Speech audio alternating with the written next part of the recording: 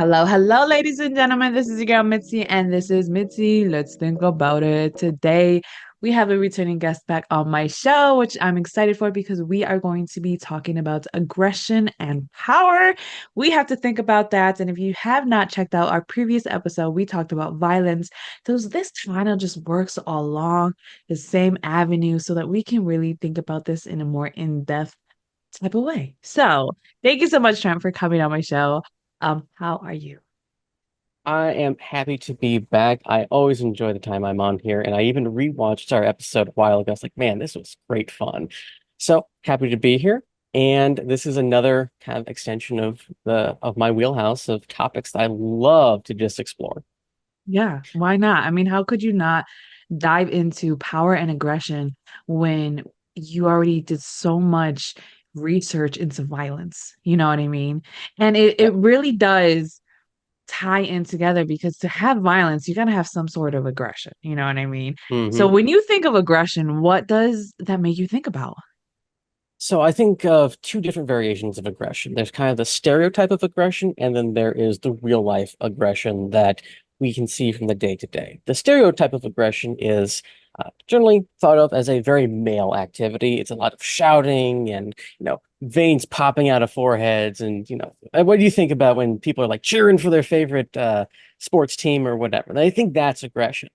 Yeah. But on the opposite side of it, you have the reality, where if we look at someone like MMA fighters, and when they're coming into the ring, they're not shouting. Well, at least the good ones aren't shouting and making this giant See, spectacle of yeah. what they're doing. And then the moment the bell rings, it's just two dudes going at it, and they are completely focused on winning that match, winning that round. And that has to have a super large amount of aggression, especially with some of the more oddly niche versions of MMA. I have seen one variation, I believe, is out of Russia, where they are literally fighting in a phone booth. There is no movement.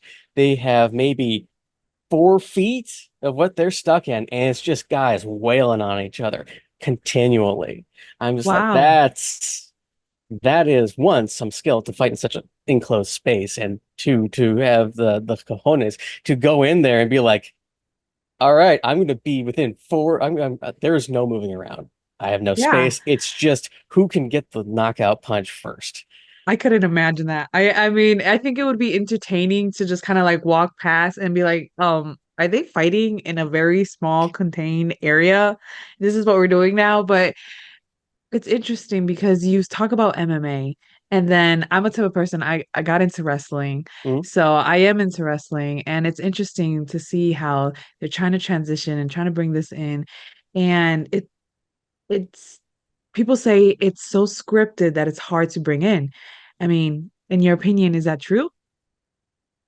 Because I MMA view is just in the moment. It's MMA is just in the to the moment. point, you know, Yeah, versus wrestling. It's like you kind of have to prepare for the moves, prepare for the slams, you know what I mean? Prepare yeah, for everything's low key rehearsed.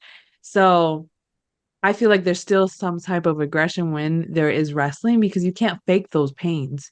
You know what I yeah, mean? yeah, I mean, that's how I kind of see it too. Like you can't fake it, and you have to have some type of aggression when you're an actor, yeah. because you have to bring that out. Like that's why when I see some of these people and they're wrestling, I'm just like, goodness, like you are a bad talker. You have no charisma, and it's just like, ugh, no deal. But anyway, sorry, we got off topic. Sorry No, no, it actually about goes that into rant. something else because I like Brazilian Jiu-Jitsu, which is Oh, wrestling, but a little bit more MMA style. yeah. And part of that requires you to focus on the problem and figure out how to counter somebody's actions and other things. And it's this give and take that aggression does play a part into, but it has to be controlled. Yes. In order to be able to focus on something, you have to bring a certain level of activity. And I think Hmm. aggression is a good stand-in for when we say not force of action, but the words escape me right now. No.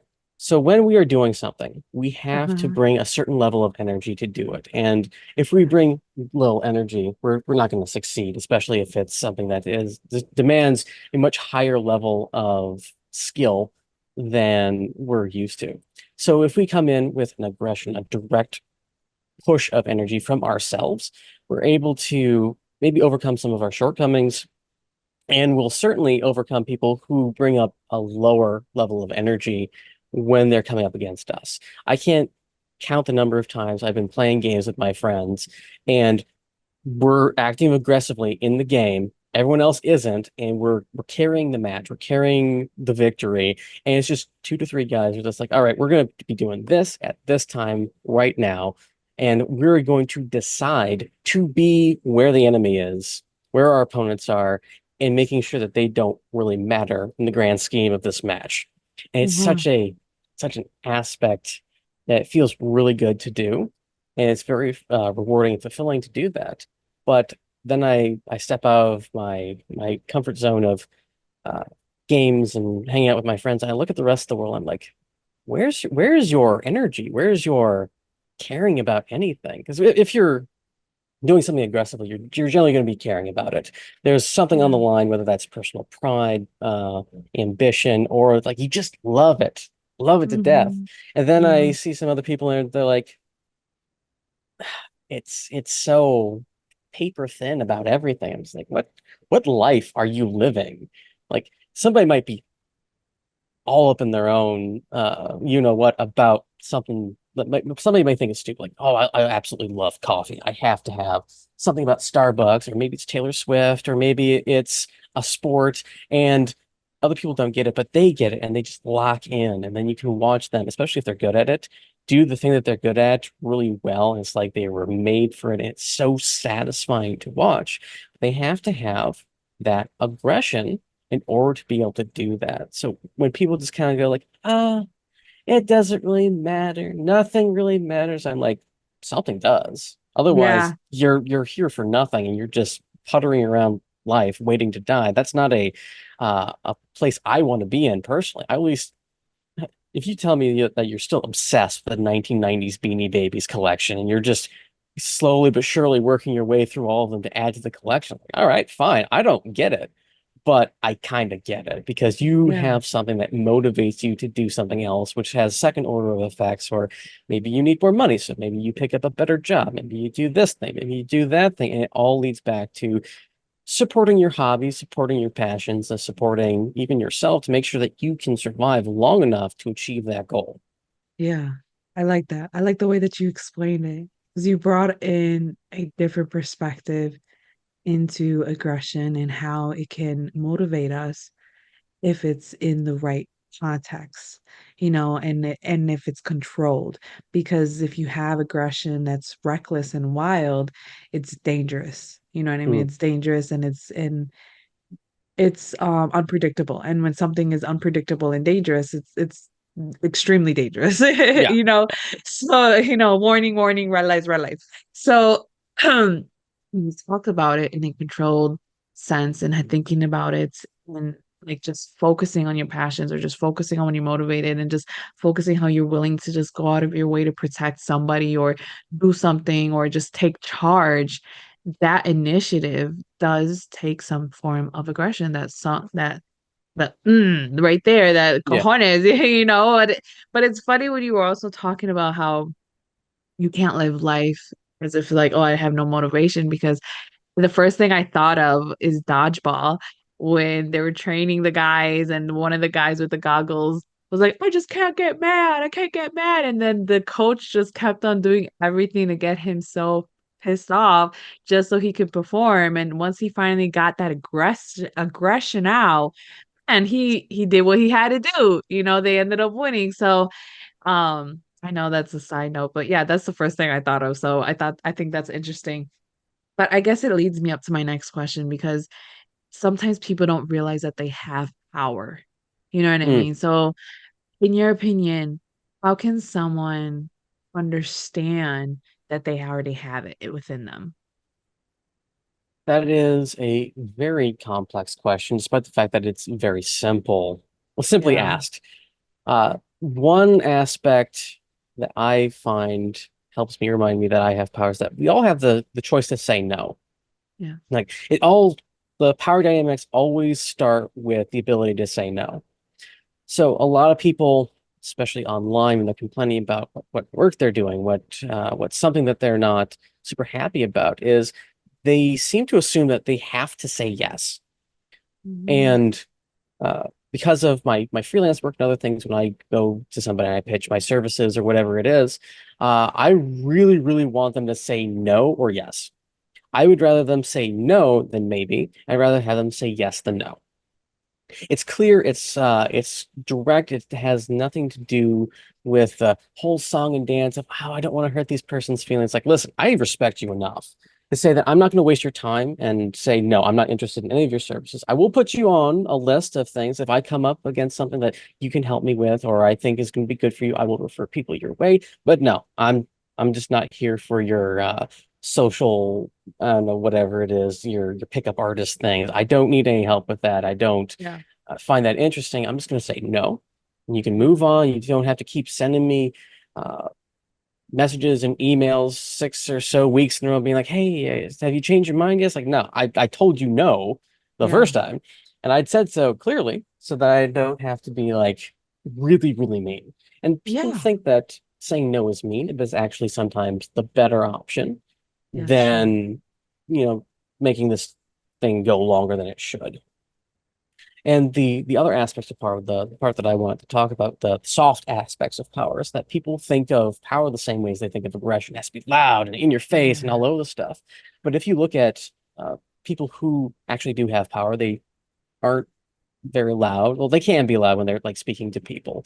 But when you can, for lack of a better term, manipulate or move people around without this huge show of force, that is the true indication of power. I don't have to do it. I can get somebody else to do it. I don't have to do it in a mean way. I just request something of them and they'll do it because when they want to do it, or two, they are motivated to do it, or three, it's their job. So Mhm. it's an aspect of control and power in your life to be able to say, listen, I don't know how to fix X, Y, and Z. So I'm going to go to this person who does. Mhm. Hey, here's money, fix it. And then I let them do their magic, whatever it may be. Yeah. And then when people come to me, because I treat other people that way, I expect them to kind of treat me the same way. Hey, I have a problem. Here's money, fix it. Or here's how I want it fixed, or here's what I kind of want at the end of the thing. And there's a back and forth, and there's an understanding, at least on my Mhm. end, that I'm a business owner, you're a business owner, you have something that needs to be taken care of. Mhm. And you know what? Let's give each other some of that respect and hand off either some power for whatever it is, so that you entrust me to take care of this. I'm bringing my expertise, I'm bringing whatever it is that makes me good in my industry to this job to take care of it, and it'll be handled. And if you don't like some of it, we'll work it out unless it's something that goes against my experience. That's not going to be a good choice of action. Mm. And on the other side, I expect them to pay me, communicate, and respect me to a certain degree, because there's been some job postings that I've looked at. It's like, I'm not even going to apply to this because it sounds like they're already shouting at me and like browbeating me the moment I get in there. It's like, listen, if I walk into a room and somebody immediately starts shouting at me, I'm just going to leave. Because if that's Yeah. the energy that you're bringing to this job, I don't want to be there. I like the calm, cool professionals. Yes, Yeah. they bring the aggression, they bring the power, they bring all these things because they are experienced. They know how this game is played. They know how the world kind of works, or at least the world that they're working in. Because I maintain the idea that there are multiple different worlds within all the different niches and all the different jobs that can be done, that there are just certain norms that people in there take for granted. And then when people come in from the outside, it's like, I have no idea what's going on. Why did you do this that way? And people are so used to that methodology that they're like, oh, I just did it without thinking. I actually experienced Yeah. this when I was trying life insurance in 2020. I was being trained by the leader of the office, and he's like, "Oh Mhm. yeah, we just do this, this, and this." And like, I had never used this software at all. I've never done this job before, and he had used it probably for about 20 years up until this point. And so it was just second nature to him. Like, I didn't even know that you had to scroll down on the screen to hit the button he was talking about. It's like, there's no button here, man. Just click the Yeah. button. What button? There's no button. It's like, oh no, yeah, that's really great. We can figure that out too. And I brought a couple of things in and how to do video conferencing on there because they were just starting to transition into more remote work because of all the stuff with COVID going on. Yeah. And I had been doing video conferencing for years before that. And it's like, well, you can share your screen and you can have stuff up and you don't have to see that particular side of the screen. So you can have your little whatever stuff you have for your cheat sheet on the side, and they won't be able to Yeah. notice, especially if it's on the screen that you're looking at, that you're reading while you're doing Yeah. stuff. Yeah. That's interesting. I mean, I like the way that you bring in, obviously, you always bring in those double perspective because there's always there's always there's always more than one way to look at things, and it's hyped up by the media that the screaming, the testosterone, the vein pumping, the bleeding out, you know what I mean? Yeah. The cursing, the anger, the fear to have onto people is what power is. And I also liked how you also talked about certain norms in certain societies and certain cultures, certain worlds and certain just environments, how there are different norms. So that's the reason why I say that common sense isn't common for everyone because everyone's common sense is different. You know what I mean? We all have different norms that we are subjected to and we abide by to be accepted in our little environment. And even if it's at work, even if it's at school, it could be just going volunteering, whatever you have to do, you have to conform your normal self in some way, shape, or form. And people forget about that. It's that simple power that's always in action, that's always in play that people just bypass in their mind and they just dilute it to be something else so that they don't feel powerless. But only if they remember, just like you said, you have the power because you can say no. And the fear of saying no and being rejected by that no is people's biggest problem, apparently, because they just want everybody to like them. I mean, I've gotten to the point where if I find out that people don't like me, I'm relieved. You know what I mean? I'm absolutely relieved. Why? Because you're one less person I can care less about. Yeah, you know Yeah. what I mean? You come and go with the wind as I see you. But if you're a person that like me and we connect and we're cool, then honey, you're on my good side and I'm always gonna appreciate the connection that we had. And those are what matter to me most. And I feel like having that power is to know who's real, like, and who's not, and who's sincere is, I think, is such a beautiful gift that people forget that they have. And once they tap into it, it's realized, no, you have so much that you can just walk into the room and just radiate it because the people know that you have boundaries set up. People know that you already know how to say no. And that's the reason why people respect CEOs. That's why the people respect, these high people in position, and because they have the power to say no, because people they think like peasant people or poor people always have to say yes because they're always with their hands out, but that's not always the case. You know what I mean? In my opinion, that's not always the case. But I would I don't agree. know. I think it comes down to getting away from some societal roots, at least in the United States, Yeah, that's because true. the U.S. I maintain is a martial nation. We were born out of fighting. We were born in opposition to people trying to put rules over us that we did not agree to, and we're not necessarily the best with our best interest at heart. And from about 1960 onward, we started to see the eroding of that natural tendency toward Americans being loud, violent, and uh, forceful in what they care about, Yeah, to what we have now, which is I would say it's roughly an even split between people who are the traditional American style to a newer, softer American style. That doesn't mean that everything that they do is bad. It's just that you have to balance these two positions out. It's like, listen, I don't want to get into a foreign fight. I don't want to get into fights at all, but I have to be able to take care of fights when I encounter them instead of avoiding fights and conflict entirely. Within some exactly. of my religious circles, there seems to be a mentality that any and all conflict is wrong. It's like, well, that's not the case because within even within religion, there is the juxtaposition of good versus evil, Yeah, or right versus wrong, benefit versus deficit, chaos versus order. All these things are set in a way that there is conflict between them. And this kind of goes back to where we talk about violence in our early Yeah. things, that there has to be something that keeps things interesting, that there has to be some sort of struggle in order Mm. for life to grow.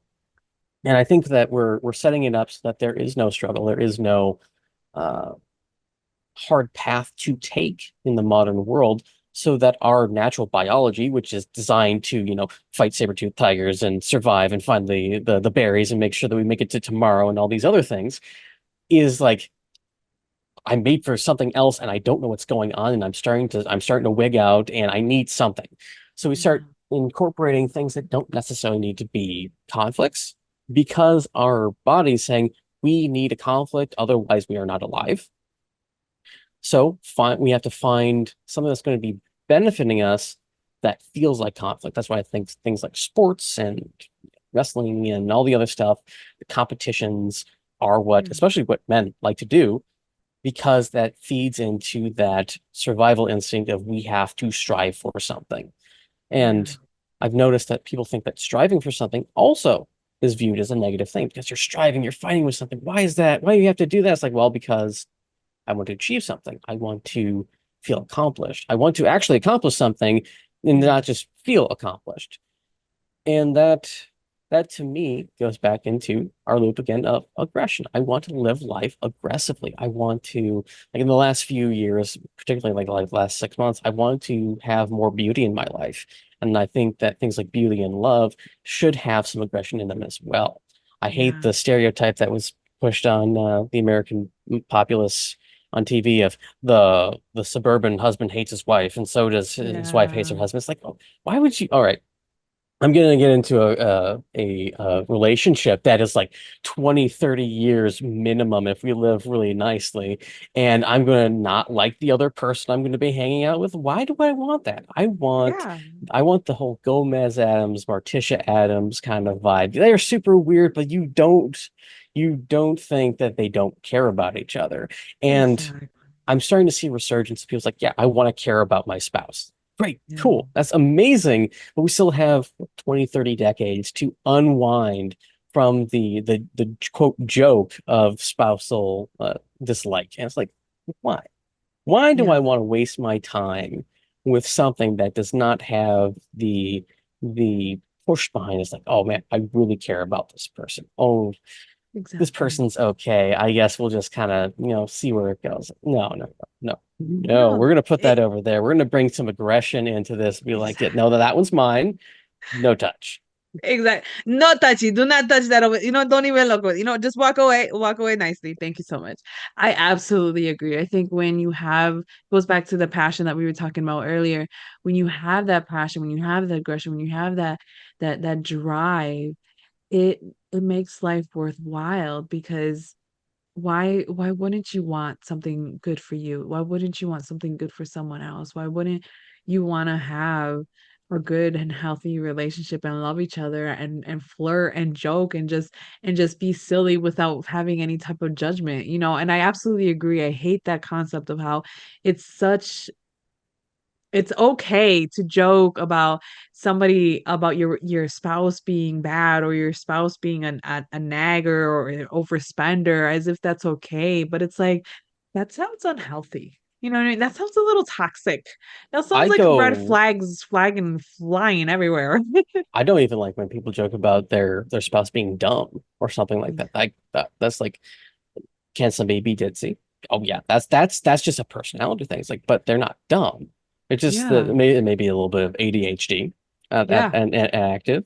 That's not something wrong, but it feels like, oh, they're just being dumb. And it's like, I want to smack a fool, because it's like that's your person over there. Don't degrade your person. I don't like it when I see people who are married or in a committed relationship, like, degrade their person even moderately in front of other people. Because if they can Oh, do that in front of other people, they're probably doing a lot worse behind the scenes. It's like, listen, I'm getting emotionally, physically, financially, and all sorts of other invested in this thing. I don't want to damage that. I don't want to undermine it. That happens with lying and my behavior. So I want to make sure that I come correct with my aggression and all the other stuff, that I am here. There's no question about it, that I'm full in on this thing. I don't want to feel like I'm being forced to sign on the dotted line or whatever. Right. And I want the same kind of energy back. So I don't go in for a lot of stuff. Like I'm looking at dating profiles recently. It's just like, man, no one's putting in any effort into any of these things. Like sometimes they don't even have bios. Some of the bios are just terrible. And it's like, okay, we want to meet on an equal footing and find out from there. Some of them come in like the one I hate the most is I'm funnier than you. It's like, first of all, we've never met.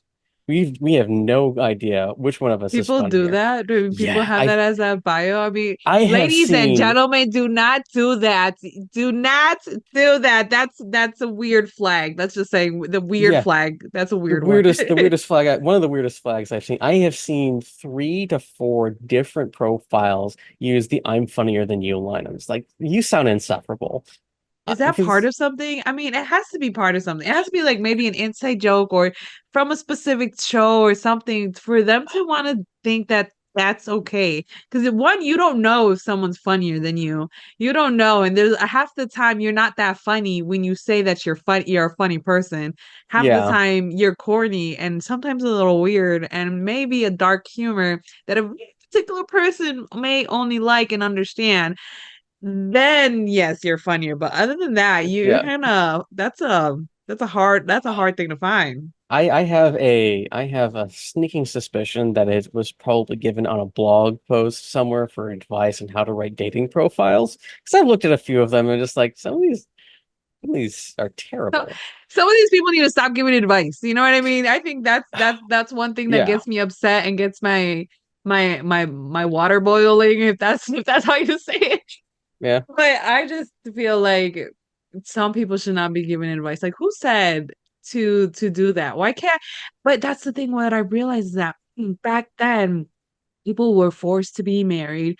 People were forced to be married in so many reasons by having a child early or just going out of the race and getting and falling in love, you know what I mean? Or Yeah. doing things, you know what I mean? There's so many predicaments that made people be forced in unity that cause them to hate one another and ripple effect, and that's the reason why adultery is accepted and people are now bringing thousands of people into their bedrooms, and you know what I mean. It's just it's gotten messy, you know what I mean. Dating is messy, relationships are now messier, and it's hard out there. It's hard out there to be in the dating scene because you really don't know what you're getting yourself into. I've heard people gotten Sometimes, scammed. Like, really? Y'all out dating and then you're gonna just rob the guy twice? oh my Like, goodness. The worst part is when you know exactly what you're getting into. I've encountered like 4 different profiles in like a month where it's like we're in an open relationship and everyone knows what's going on. I'm just like, I'm gonna go over. I'm gonna leave. This is not my scene. You have fun with that. Not my scene. I'm just not here mm, for it. And no. an interesting thing, back in the day, I actually knew a couple who had an arranged marriage. Their families came together. It's like, hey, we'll pair these two up. They're happy as clams. They're having a great time. One of their sisters, or one of the sisters of the spouses, said, I'd love an arranged marriage. It's like, okay, that works for some people, doesn't work See, for it works. others. Yeah, exactly. I think if you are okay with it, then great. But if it's like forced when like you know that somebody, like for instance, it happens when like they get met in high school and then they get knocked up in prom and then their parents Yeah, are like, oh, we gotta, you guys are gonna have to buckle down for the child and get married. I mean, we've seen it over and over. I mean, come on, they made 16 and pregnant on MTV, and it's still running. Goodness, it's still running. So it just makes it real how like sometimes it's just forced through generations. But the okay, so there's biblical concepts of people getting married because somebody's having a child. And this was viewed to help keep society together. And to an extent, yes, families will keep society together. There has to be the understanding that there is a risk in behavior. And that goes back to what we were talking about earlier, which was the aggression and all the other stuff. There has to be a consequence. There's something about our biology that requires consequences to be recognized. But we're creating a society where there is no consequence, and we're having all these consequences suddenly because no one's thinking about these consequences. It's like, yeah. oh man. when we had certain values and things like, hey, don't do stupid stuff because bad things will happen. So no, Yeah. no, all that stuff is just outdated and backwards. It's not really stupid stuff. Starts doing stupid stuff, bad things start to happen. This cause and effect seems surprising to me. I could never have seen this coming. Heavy sarcasm implied. Exactly. I took that sarcasm. I understood it. Goodness, the time is running up and I'm so sad. We're gonna have to figure out another topic to bring you back on the show because this has been such a delight speaking to you about power and aggression. Such a delight. So anyone in the audience is listening that wants to know more about Trent or just want to check out the first topic that we talked about violence, please check it out. It's on my website, and you can find his websites and everything that he has to offer because he has a lot of good information, a lot of great blogs, a lot of great points and perspectives that he shares with the world. And if you already like his perspective, then go check it out because you're not going to be disappointed. So, with that being said, always, always, always be thinking, y'all. Bye.